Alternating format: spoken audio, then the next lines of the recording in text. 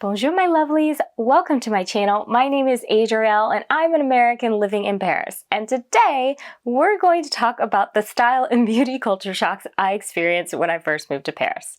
But before we get into it, if you want to stay in the know on all things Paris, please subscribe to my channel and hit the notification button so you can get notified whenever there's a new video. Now, let's get into it. So, of course, you would expect to experience some culture shock when you move to another culture. I mean, I'm coming from America, I'm moving to France. Obviously, things are going to be different. But these style and beauty things really surprised me, and I'm going to share this with you today. So the first one is sunscreen.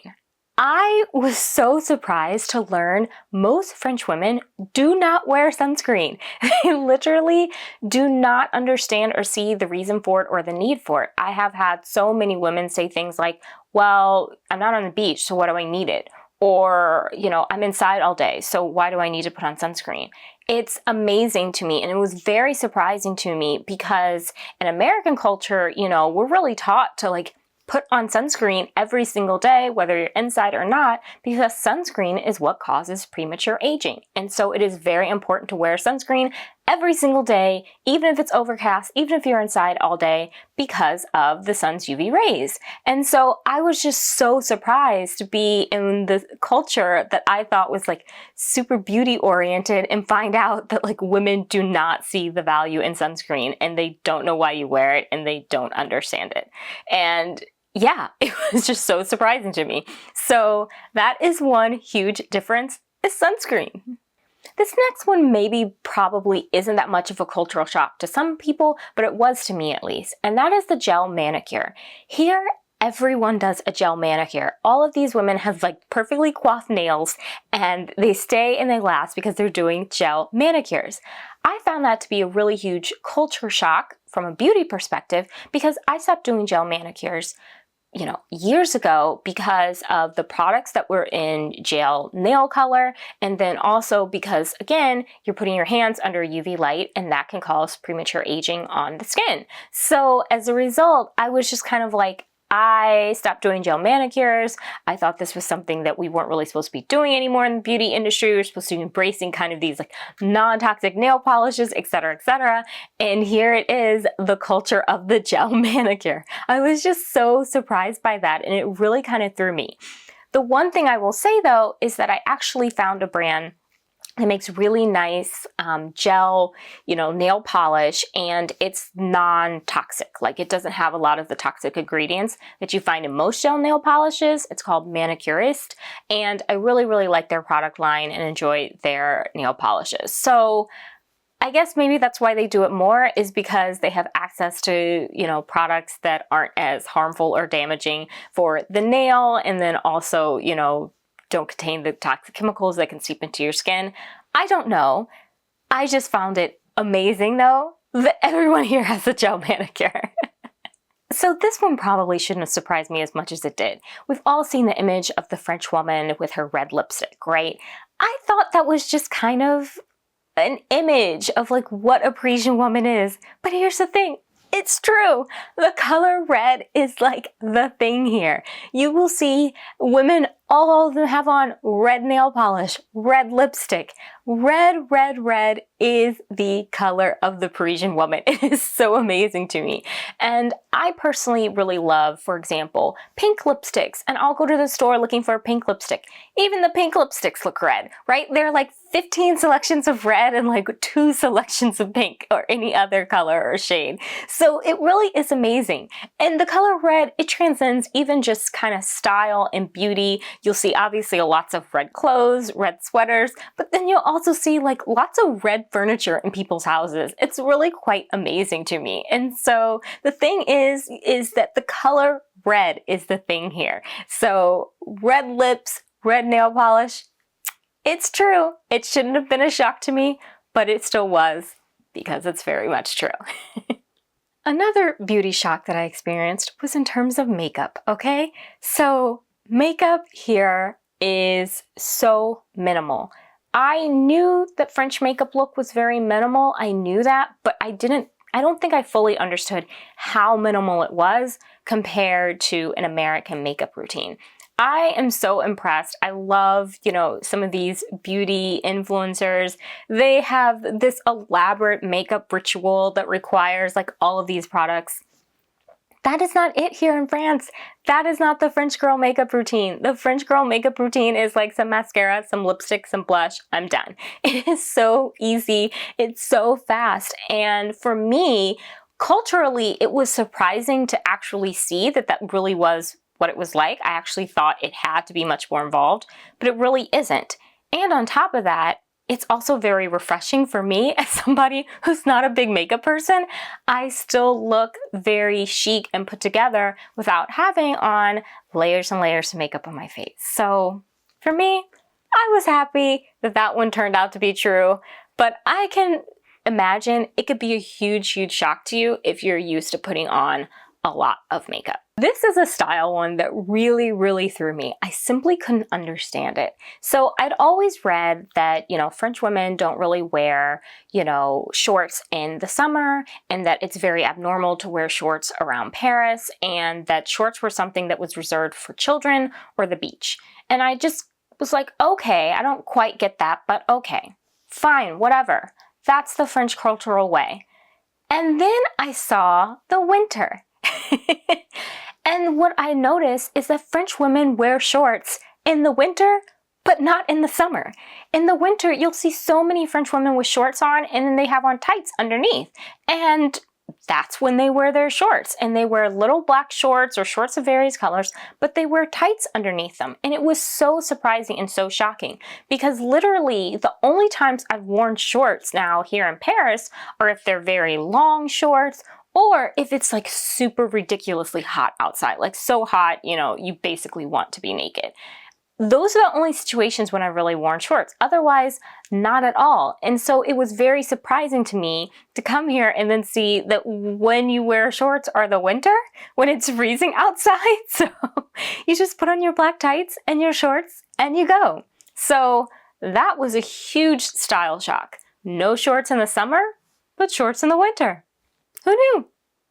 Okay, this one also really surprised me my first year too, and that was going braless. Women here go braless. Now, maybe they're braless also in the winter, but you can definitely see it in the summer most acutely. Women literally are braless. And with that said, like, they'll wear like thongs under practically see-through skirts and nobody bats an eye and nobody says anything. Like, it's just normal. And you'll see these women braless with these see-through shirts on and like thongless with these like barely there skirts, and you're just like, oh my gosh. And the shorts are considered scandalous.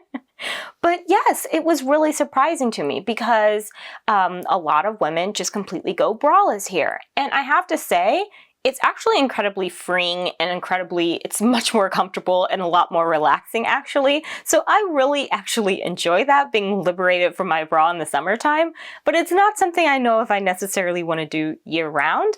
Nonetheless, I mean, I found it shocking because, in American culture, what I grew up with is, the Victoria's Secret angels and the push-up bras and the bombshell look. And now to be someplace where literally you can just walk around without a bra and it's just considered acceptable and normal and very freeing and liberating is just absolutely awesome. So I like it. It was still a shock though. I never thought I would see that. And just to be clear, women even go braless to work, okay? So it is not something that is reserved just for casual. It is also women go braless at work. Women also wear shorts with the tights at work as well. It's just the culture. Last but not least, and this was also kind of one of those things that I was just really confused about. This is the French obsession with certain brands, okay? The French are very obsessed with certain brands, and it was a huge style shock to me. So for example, Levi's denim. I actually had never purchased or owned a pair of Levi's denim until I moved to France. But here, what do people wear? People wear Levi's denim. That's it. All of the vintage stores are full and full and full of Levi's denim. And it's just racks and racks and racks. And it's really surprising and shocking to me because I never really thought that much about Levi's when I lived in the US. You know, we have so many options to get jeans, and yeah, I could buy Levi's denim at Target if I wanted to, but I never thought about like seeking it out. And Levi's denim here is expensive, y'all. Like, it can be like 200 euros, and depending if it's redone, those things are like 500 euros or something like that. It's crazy. They're just so expensive. And I compare that to being able to buy Levi's at Target or Sam's Club for like 25 bucks. So it's just kind of blows my mind. So it was really, really surprising to me to see that the French loved like Levi's denim. Another brand that the French absolutely love is Canada Goose. And this one is really shocking also, because the French relationship to heat is very, very complex, okay? So the French are like, really truly believe, like particularly Parisians, they truly believe that the city is cold. So on the first cold day of the year, let's say it's 40 degrees, I will never forget, I saw a girl, she was on the metro in a full Canada Goose jacket. In the US, people wore their Canada Goose when it was like a blizzard outside on the East Coast. Here, people wear their Canada Goose when it gets down to 40 degrees for the first time in the season. And I was just so surprised by that. And that's what people do here, is that they get cold so much easier and so much faster, and they will break out these giant Canada Goose jackets, and they're like, it's only 40 degrees. Like, there's no rain, there's no snow. It's not that cold. So it always really shocks me to see kind of this French obsession with some of these, you know, brands, and how they really just kind of, from a stylistic perspective, the whole culture really just gravitates towards them, and they just really kind of, it's like what everybody has and what everybody wants. So for me at least, I'm sorry, I don't know, the Canada Goose, I'm like, if I want one, I'll buy one the next time I'm in the US because it's cheaper, but like also, I'll be okay if I have to wait. It just doesn't make that big of a deal to me. Last but not least, this is one I talk a lot about on my social media, but I have to be frank, it still shocks me and surprises me every time I see it. And that is the dirty white sneaker. Parisians love their dirty white sneakers, and they will wear them year round. Now, here's why that is so surprising to me. I don't know about you all, but I remember being a little girl and seeing my mom polish my white shoes to get them white again. She never wanted them to be dirty because she didn't believe that your sneakers should be dirty. And I remember her teaching me to always keep my little white sneakers clean. And that's what I did, and I've always kept my white sneakers clean. In fact, I really didn't even own that many white sneakers because you had to keep them clean, and I thought that was just too much of a hassle.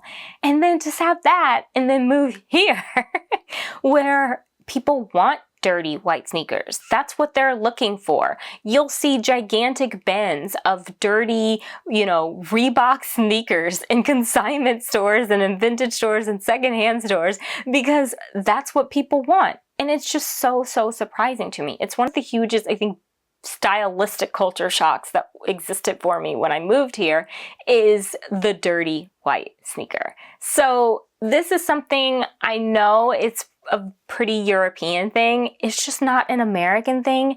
And so I was just super surprised by that. So what can I say? Dirty white sneakers, they love them. Alright you all, there we have it. I hope you've enjoyed this video, hearing some of the style and beauty cultural shocks that I experienced when I moved to Paris, and I hope that they help you for when you decide to come visit, if you have a visit planned, or if you're hoping to come to be able to visit soon. Just to know, I will be doing more videos on other cultural shocks that I experienced when I moved to Paris, but I thought, let's start with style and beauty, because there are many culture shocks you experience when you move abroad. With that said, stay safe. I hope you've enjoyed this, and I look forward to seeing you again soon. Bisous.